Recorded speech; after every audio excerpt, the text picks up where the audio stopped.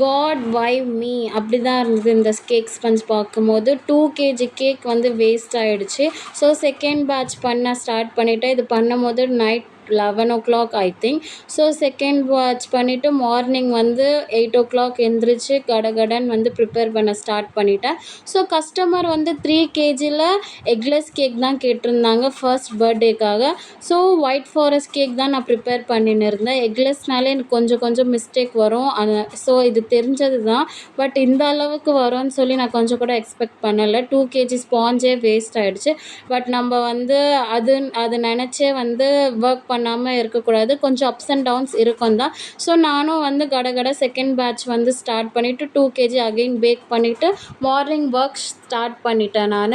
So இது வந்து part 1 part 2 part 3ன்னு சொல்லி நிறைய வந்து பார்ட்ஸில் வரும். கண்டிப்பாக வந்து நம்ம சேனலில் இன்னும் ஃபாலோ பண்ணலைன்னா ஃபாலோ பண்ணிக்கோங்க.